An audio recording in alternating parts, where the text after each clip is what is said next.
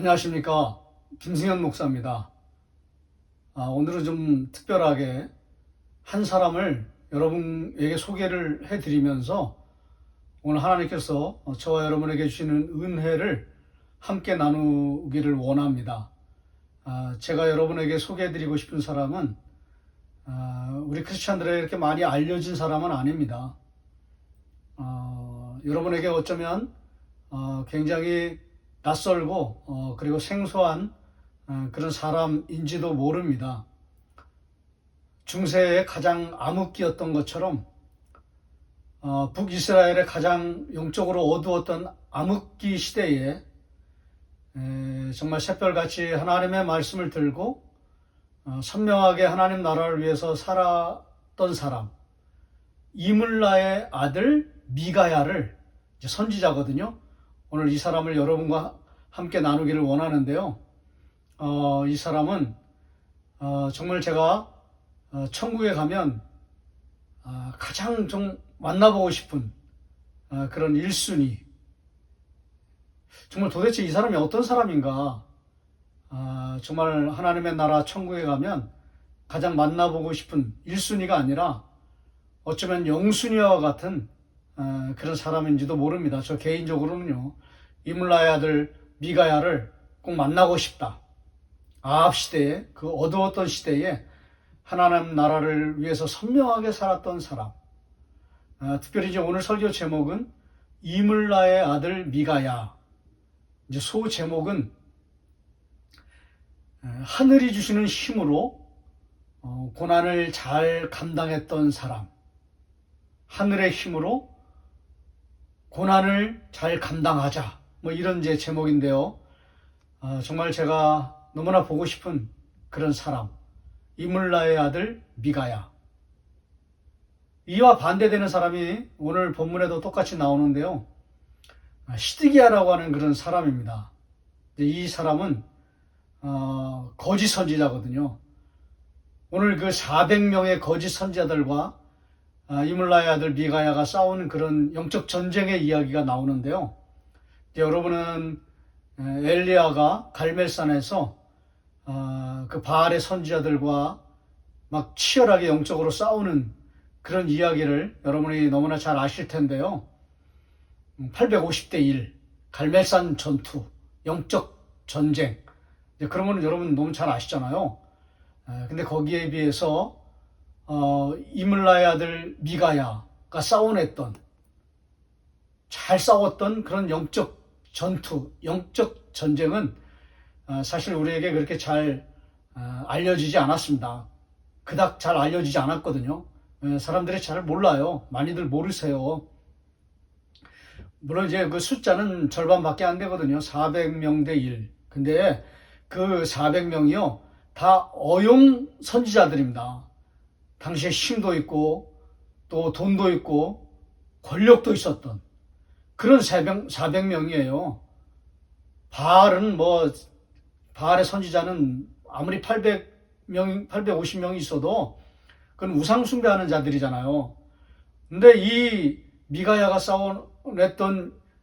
대적했던 이 400명의 선지자는요, 북이스라엘 내에 있었던 그런 선지자예요. 아주 강력한 그런 선지자들이에요. 영적으로요, 어떻게 힘을 쓸 수 없는 그런 사람들이거든요. 그런 사람 400명과 싸워내서 이겼던 사람이 미가야거든요. 이제 저는 개인적으로 생각할 때 그 850대 1보다 더 심각한, 더 강력한 구약의 영적 전쟁이 있다면 미가야가 싸웠던 이 어용 선지자, 권력의 신요 노릇했던, 권력의 앞잡이 노릇했던 그런 북이스라엘 내에 있었던 그 거짓 선지자들, 400명의 선지자들과 담대하게 영적 전쟁을 치러냈던 이 전투야말로 구약 성경에서 가장 강력한 영적 전쟁이다. 영적 전투다. 저는 그렇게 생각을 하고요. 그렇게 개인적으로 평가를 하기 때문에 이 열왕기상 22장에 나오는 이 400대 1의 이 영적 전투, 미가야의 영적 전투, 이거는요, 모르긴 몰라도 우리가 반드시 알아야 될, 우리가 한 번은 짚고 넘어가야 될, 물론 많이 설교를 하지 않기 때문에 우리가 생소할 수 있거든요. 그러나 반드시 알아야 될 미가야의 영적 전쟁, 이건 우리가 꼭 알아야 된다. 반드시 우리가 이게 생각을 해야 된다. 이제 저는 그렇게 생각을 하고 있고요. 오늘 뭐 설교를 잘 하지는 못하지만은 그 부분을 여러분과 함께 풀어 나가기를 원합니다. 이제 미가야라고 하는 사람은 북이스라엘에 참 가난하고 또 힘도 없고 감옥에도 가고 시드기야라고 하는 그 거짓 선지자들의 국가대표, 그 대표죠, 대표. 그 어용 선지자의 대표 시드기야. 그 시드기야의 그에게 고난을 받아가지고 막 뺨을 맞기도 하고, 그리고 이제 내 감옥에 갇히기도 하거든요. 이제 고난을 감당하거든요. 고난을 받거든요. 근데 놀랍게도 고난을 잘 감당합니다. 사랑하시는 여러분, 여러분을 축복하기를 원합니다. 여러분도 고난을 받으실 때가 있는데요. 겪으실 때가 있는데요. 고난을 잘 감당하시는 여러분들이 되시기를 소원합니다. 또 그렇게 되기를 축복합니다. 우리가 고난을 받을 때, 또 야고보서는 고난을 겪을 때라고 했고요. 정확한 원문의 표현은 고난을 만날 때라고 그랬어요. 만나는 것이 고난이거든요. 고난은 만나는 거예요. 당하는 것도 아니고요. 겪는 것도 아니에요. 보다 더 정확한 성경적인 뜻은, 해석은, 고난은 그냥 만나는 거예요. 그냥 다가오는 거예요. 내가 잘못해서 그런 게 아니에요. 내가 문제가 있어서 그런 게 아니에요. 내가 죄를 져서 그런 게 아니에요. 그냥 스쳐 지나가는 거예요. 그냥 나한테 오는 거예요. 그냥 만나는 거예요. 그래서 고난은요, 만나는 고난이거든요. 겪는 고난, 당하는 고난이라기보다는 그냥 만나는 고난이에요. 너희가 여러 가지 시험을 만나거든 그랬거든요. 기쁘게 여기라. 왜? 만났기 때문에. 그냥 어쩔 수 없이 그냥 만나는 거예요. 그냥 그렇게 만나지는 거죠. 뭐 우연하게. 내가 알 수 없을 때 하나님의 더 높으시고 원대하신 뜻 앞에 그냥 내가 고난을 만나는 거거든요. 그런 고난을 만나실 때 그 고난을 잘 감당하시는 여러분이 되시기를 축복합니다. 그러면 미가야는 어떻게 고난을 잘 감당했을까? 아까도 말씀드렸지만 아합 시대에는 오므리 왕조의 오므리 그다음에 그 아들이 아합이거든요. 그 밑에가 이제 그 3대까지를 오므리 왕조라고 그러는군요. 이 시대가 구약의 중간, 북이스라엘의 중간 시점이지만 나라는 굉장히 강력하고 굉장히 탄탄하고 안정적이었지만은 영적으로는 가장 어두운 시대, 암흑기, 우리가 중세를 암흑기라고 하는 것처럼, 아까도 말씀드린 것처럼 북이스라엘의 가장 어두웠던 암흑기 시대가 오므리 왕조예요. 그 오므리의 아들이 누구냐면 아합이거든요. 뭐 말할 수 없이 우상 숭배로 타락한 그런 점철된, 그런 영적으로 완전히 무너진 그런 시대, 하나님을 예배하는 제단이 하나도 없었던 그런 시대, 뭐 하나라도 있어야 뭐 하나님이 불쌍히 여기고 긍휼을 베풀으실 텐데요. 그런 하나님의 자비와 긍휼을 바랄 수가 없었던 그런 시대거든요. 나라는 겉보기에는 굉장히 잘 됐습니다. 여로보암 2세 때뿐만 아니라 이 아합 시대에도 굉장히 잘 됐습니다. 그래가지고 전쟁을 치르면은요, 다 승리를 했습니다. 특별히 아람이라고 하는 나라가 그 당시에 이제 그 북이스라엘 위에 있는 그런 지도로 보시면 그런 나라거든요. 근데 그게 이제 강대국이에요. 그 강대국하고 3번을 싸우는데 2번을 다 이깁니다. 첫 번째 전투에서, 강력한 전투에서 그걸 이제 카르카르 전투라고도 하고 칼 전투라고 하는데요. 그 전투에서 아합이 이겨요. 그리고 이제 아벡 전투, 이제 성경에도 나오는데요. 21장에도 열왕기상 21장에도 나오는데 이 아벡 전투에서도 아합이 이겨요. 아람과의 전투에서 이겨요. 막 승승장구하는 거예요. 건드릴 수가 없는 거예요. 다른 나라들이 무서워가지고 어떻게 아무것도 할 수 없는 그런 군사적으로 굉장히 안정적이고 힘이 강력하게 넘치는 그런 시대에 이제 마지막 전투, 이제 3차 전투거든요. 그 나가기 전에 있었던 이야기예요. 다른 선지자들이 400명이라고 그랬잖아요. 시드기야를 포함하면 이제 401명인데요. 400명의 그 어용 선지자들한테 물어봐요, 먼저. 이 마지막 이제 3차 전투 나가기 전에 어떻게 되겠냐. 왜냐면 뭐 북이스라엘도 영적으로 그렇게 침체되고 하나님을 멀리 떠난 그런 사람들이지만은 그래도 전쟁에 나가기 전에는 하나님께 물어요. 그 아무 의미가 없는 거죠. 그냥 자기 그 복 받으려고 그렇게 하는 거죠. 자기가 살 길을 찾으려고. 그래서 전쟁에 나가기 전에 그냥 다른 사람들이 다 그렇게 물어봤으니까 자기도 물어야 되겠다라고 생각해서 아합이 이제 물어봐요. 어떻게 되겠습니까? 뭐 뻔하죠, 대답이. 무슨 대답을 합니까? 잘 될 겁니다.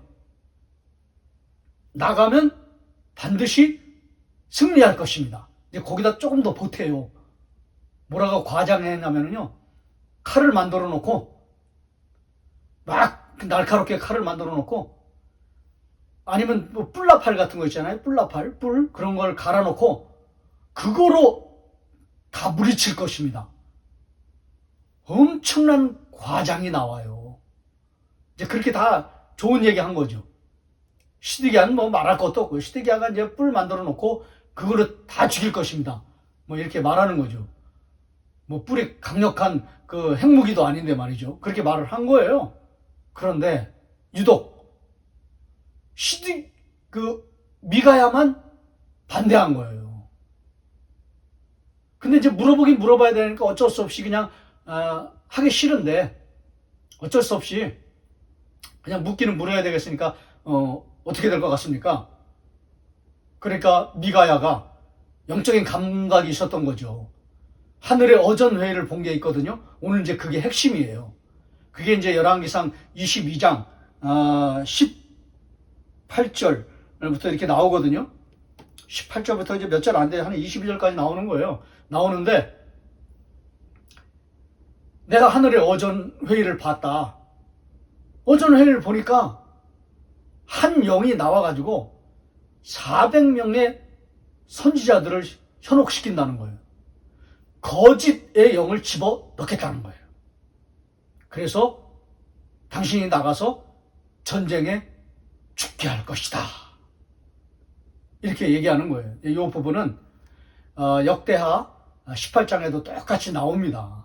이제 그런 내용인데 한번 제가 읽어볼게요.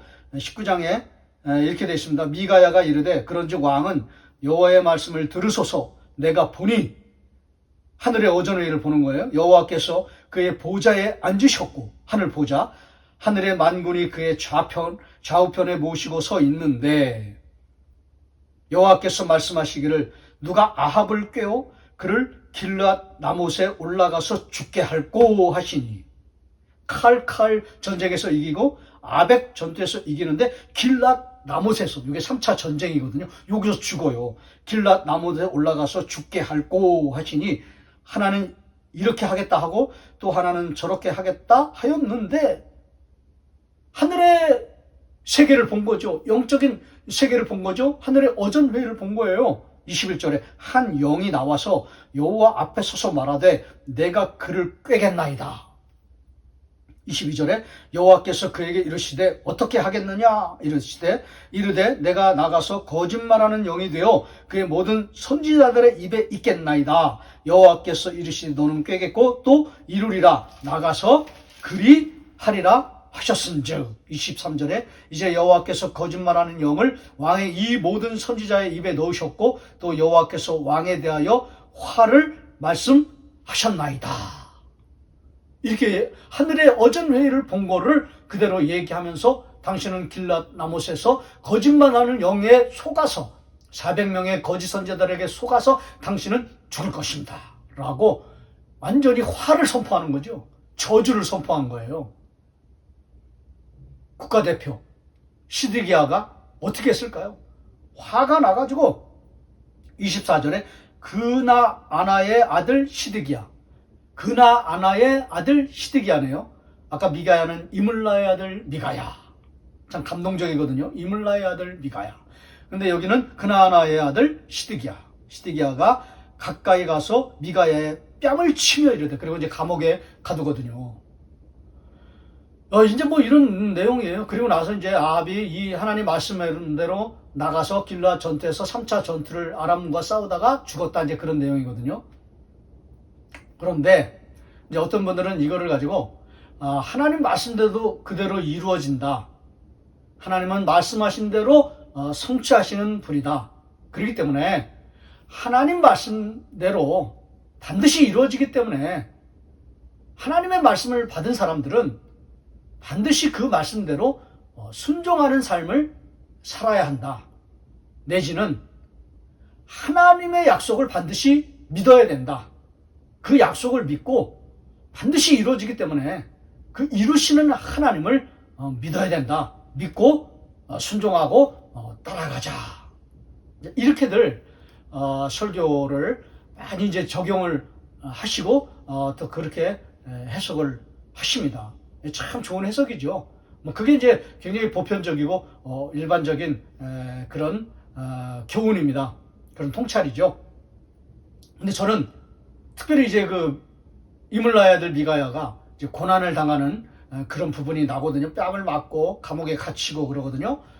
그래서 이제 말할 수 없는 고난의 길을 걸어가는 그런 장면과 연계해서 이물라의 아들 미가야가 고난을 잘 감당하거든요. 그런데 그 고난을 잘 감당하는 그 힘이 어디서 나왔는가? 하나님의 약속을 믿었기 때문이다. 물론 이제 그런 것도 있지만은 하늘의 어전회의를 먼저 보았잖아요. 그러니까 이렇게 저는 해석이 되더라고요. 뭐냐면 고난을 감당하기 위해서는, 잘 감당하기 위해서는 하늘의 힘을 얻어야 한다. 하늘의 힘을 받아야 한다. 조금 더 나아가서 하늘의 힘을 받으면 고난을 넉넉히 이길 수 있다.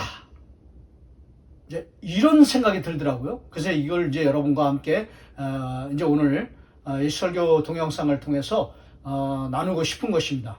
오늘 저 설교의 핵심은 그것입니다. 하늘의 힘을 받아야, 하늘의 힘을 얻어야 고난을 이길 수가 있다. 이렇게 묵상을 하면서 이것을 여러분에게 그대로 드리고 싶은 게 제 마음입니다. 여러분도 지금 이런저런 고난을 만나고 계시다면, 만나는 고난이거든요. 겪는 고난, 당하는 고난이 아니에요. 어떤 분들은 막 당하는 고난이라고 그래요. 내가 고난을 당할 때, 전 절대로 동의하지 않습니다. 성경을 잘 읽어보세요. 당하는 고난은 없어요. 그 당하는 것 같이 보여도요, 그게 그냥 만나는 거예요.